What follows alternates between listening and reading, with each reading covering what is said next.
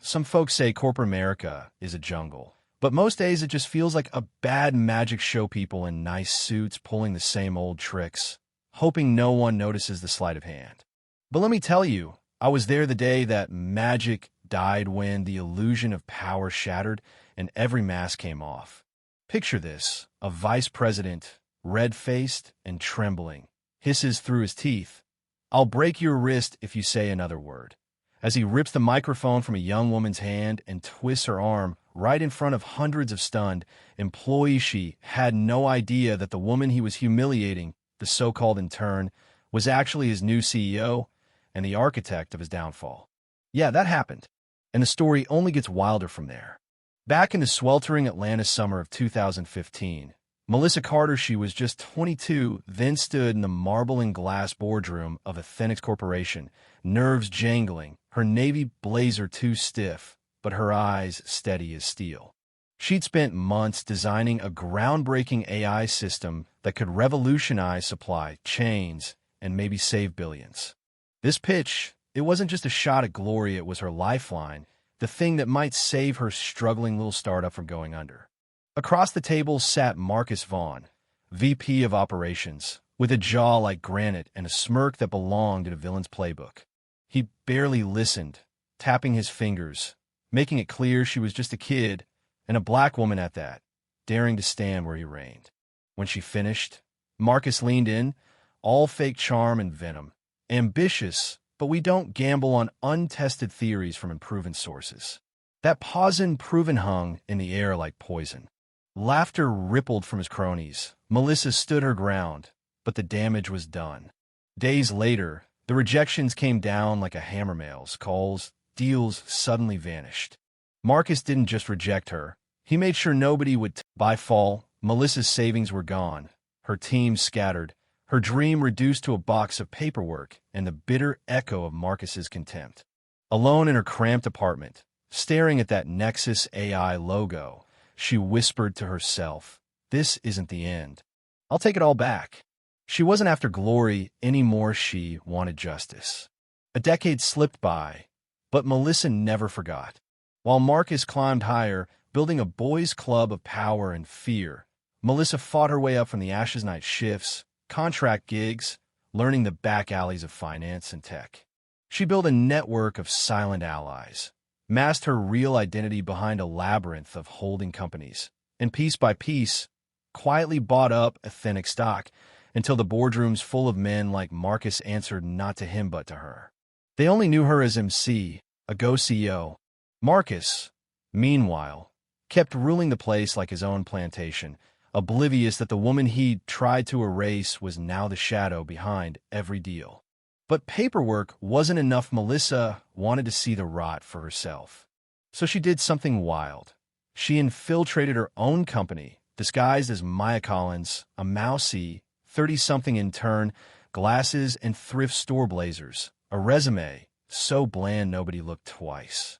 She watched, listened, documented every offhand slur, every idea stolen from black and brown employees, every woman shut down in meetings. Her only ally was Jamal, a weary young coder who whispered, "Watch your back, this place will smile at you, then stab you." Melissa played along, but every snub was a note for her arsenal. Twist comes fast one day. During a team meeting, a Latina manager named Maria called out a glaring $2 million discrepancy in the books. Marcus tried to brush her off, but Melissa, playing the shy intern, gently confirmed the numbers didn't add up. For a split second, Marcus's gaze sharpened. Did he recognize her? No, but he saw a threat.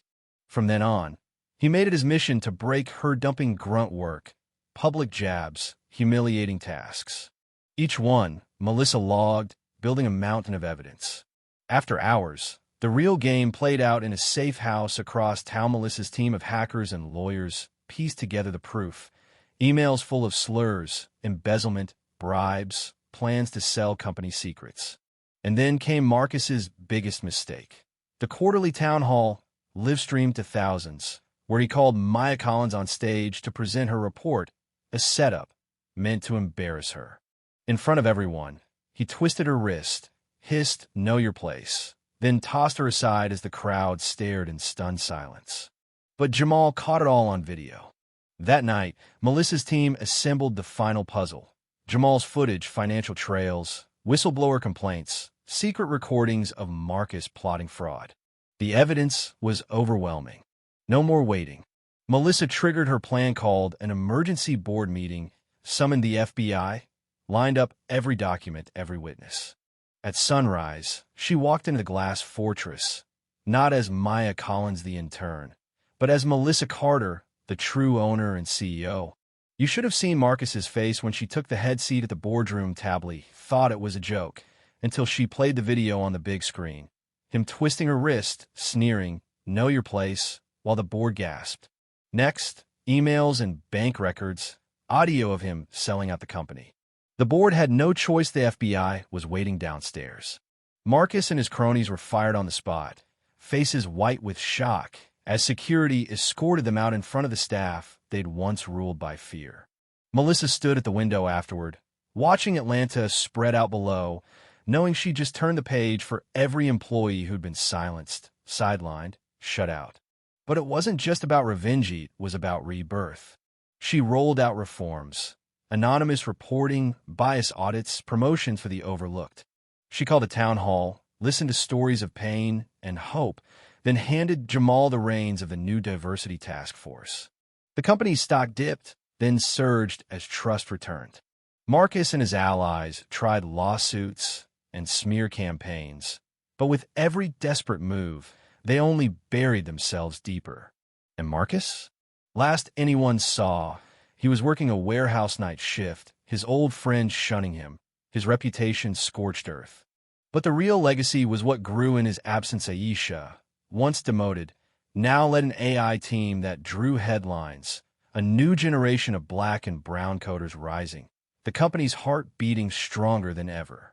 Yet, as any survivor knows, old ghosts die hard. Some of Marcus's loyalists tried to sabotage Melissa's reforms, leaking code, spreading rumors, but she shut them down, one by one, rooting out the last toxins of the past. Every time someone asked, "Aren't you afraid they'll come for you next?" Melissa just smiled. Let them try.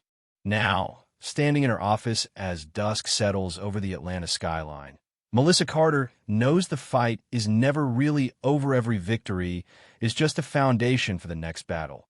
Every voice lifted a light in the dark. The tower glows behind her, not as a fortress of fear, but as a monument to resilience, justice, and the power of one woman's refusal to be broken. So, what do you think? Was Melissa right to play the long game? Or did she go too far? Can a company truly change? Or do old wounds always find a way back in? Drop your thoughts below. Tell us where you're tuning in from. And let's talk about what justice, forgiveness, and real power look like where you are. If Melissa's story inspired you, hit that subscribe, because these are the stories that keep us moving forward together.